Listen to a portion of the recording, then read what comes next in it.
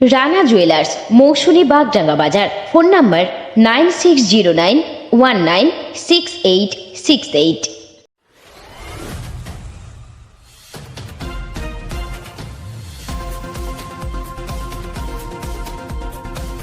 পাথর শিল্পের উদ্বোধন হলো বাঁকুড়ার শালতোড়ায়।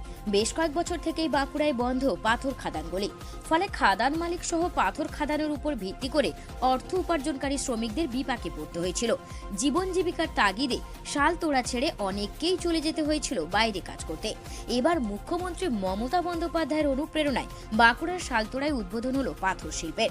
শনিবার শালতোড়ার ধতলায় একটি পাথর খাদানে ফিতে কেটে এবং নারকেল ফাটিয়ে সেই পাথর শিল্পের উদ্বোধন করেন বাঁকুড়ার সাংসদ অরূপ চক্রবর্তী। উপস্থিত ছিলেন পাণ্ডবেশ্বরের বিধায়ক নরেন্দ্রনাথ চক্রবর্তী সহ ব্লক ও জেলা প্রশাসনের কর্মকর্তারা। এই পাথর শিল্পের উদ্বোধন হওয়ার মাধ্যমে এলাকায় কর্মসংস্থানের সুযোগ বাড়বে বলে মনে করছেন উদ্যোক্তারা। এটা গোটা সারা পশ্চিম বাংলায় এটা যাবে। প্রথমত বাঁকুড়াকে দেবে প্রথম, তারপর মিদনাপুর, বিভিন্ন জায়গায় যাবে, বর্ধমানে যায়। তো এইটা একটা বিরাট সূচনা হলো। এই শিল্পটা যেটা বন্ধ হয়ে গেছিল চক্রান্তের ফলে, মুখ্যমন্ত্রী এবং অভিষেক বন্দ্যোপাধ্যায়ের হস্তক্ষেপে সরকারিভাবে এটা অনুমোদন পেল এবং আজ থেকে এটা শুরু করলাম বাঁকুড়ার নতুন পাথর শিল্প। মোট কত মানুষ উপকৃত হবে বলে মনে হচ্ছে? দেখুন, আজকে এক্ষুনি হয়তো হবে না, কিন্তু উইদিন 2 ইয়ার্স এটা একটা বড় জায়গা নেবে, বীরভূমের মতো। এখানে অনেক প্রোডাকশন হবে, এটা টোটাল পাথরের এরিয়া আছে। ধীরে ধীরে ধীরে ধীরে ধীরে ধীরে বাড়বে। এই যে লোকগুলো কাজ করে এই এলাকার, যে মানুষ সব চলে যায় বাইরে কাজ করতে, তারা কিন্তু বাইরে যাবে না, তারা ব্যাক করে যাবে। আমাদের জাস্ট শুরু হয়ে যাবে। এটা শুরু হলো 2 মাস 4 মাস 5 মাস পর পর পর পর দেখুন 1 বছরের মধ্যে এটা পরিপূরক ভূমিকা গ্রহণ করবে। এমপ্লয়মেন্ট তো বাড়বেই। বাইরে যারা চলে যেতে ঘর ছেড়ে তাদেরকে যেতে হবে না, তারা এসে কাজ করতে পারবে।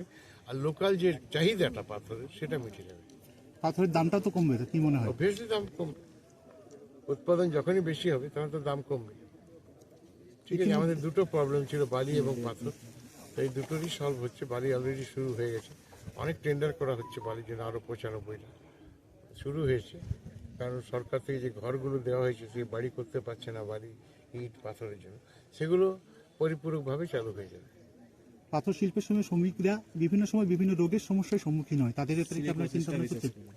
এইটা যদি যখন লার্জ স্কেলে শুরু হবে, তখন আপনাদের তো গভর্নমেন্টের তো সরকারি হাসপাতাল আছে। তাছাড়া ইএসআইগুলো হয়তো চালু হবে। যেমন বড়জোড়া শিল্পাঞ্চলের ক্ষেত্রে আমি যেটা শুনেছি সভামন্ত্রীর কাছে, একটা ইএসআই হসপিটাল হবে বড়জোড়ায়। ওরা জায়গার খোঁজ করছে, সে ব্যবস্থা। আসানসোলে ইএসআই রয়েছে, রানিগঞ্জেও আছে। শ্রমিকদের জন্য স্পেশাল হাসপাতাল তো আছে। আমরাও মন্ত্রীর কাছে দাবি জানাবো এখানে ইএসআই হসপিটাল বাঁকুড়া জেলার জন্য দাবি সালতোড়াতে আমরা দাবি জানাবো একটা ইএসআই হসপিটাল তৈরি করে দেওয়া।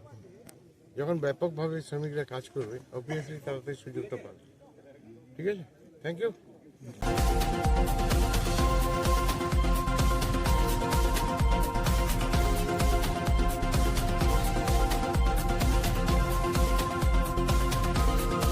বাঁকুড়া থেকে প্রান্তিক বাংলা। আপনি কি computer course, hotel management course, tailoring course, share মার্কেটের ট্রেডিং শিখতে চান?